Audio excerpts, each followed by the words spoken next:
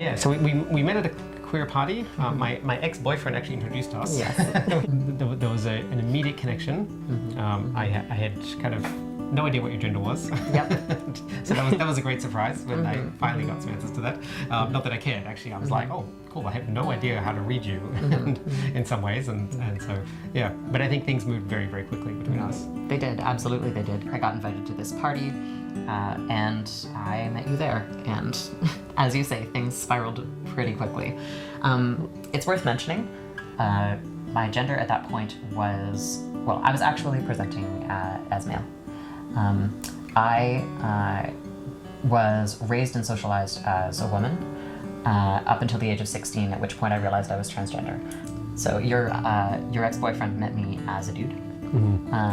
You met me one of the first nights that I was trying to present a little bit more femme, actually, which is probably part of why you couldn't really get a read on things, because I didn't have a read on things. We were going on, I'd say about once a week, once every 2 weeks dates around that time, and then we caught COVID together, and from that point on we were essentially living together. So we view each other as what we refer to as anchor partners. So we are not a huge fan of hierarchical poly for ourselves. It just doesn't seem to fit, because a lot of the time with hierarchies you find that some partners get to set rules and that other partners just kind of have to deal with it, and that's not something that's compatible with either of us. We don't like rules. We do like, though, is the ability to express that there are different degrees of enmeshment with different kinds of partners. Living together is one major one.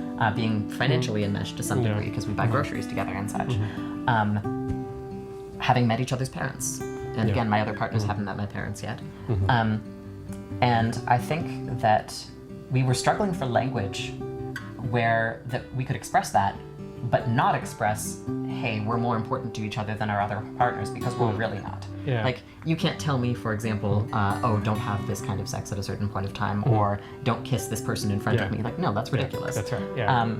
It really doesn't suit us. So what do you do if you don't have a hierarchy?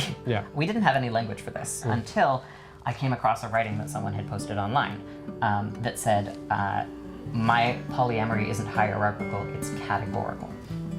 And I mean, that was beautiful. It transformed the way that we were able to talk about our relationship, because I think I wanted to talk about the fact that we were financially enmeshed and living together, and we had certain roommate concerns that you didn't have with other partners. And I wanted some way of conveying this to the people around me, but I didn't want to say we're primaries, because we're not. We have partners, we have them in categories. And partners can move from one category to the other, but those aren't upgrades or downgrades, because the categories aren't ranked. We consider ourselves anchor partners because we are financially enmeshed, because we live together, but that doesn't imply that you're more important than my partners that I see once every week and a half, go on amazing dates with, and have a lovely time with, and text all the time, you know? Those partners are slightly more casual partners, but that doesn't mean that we have any lesser depth of connection.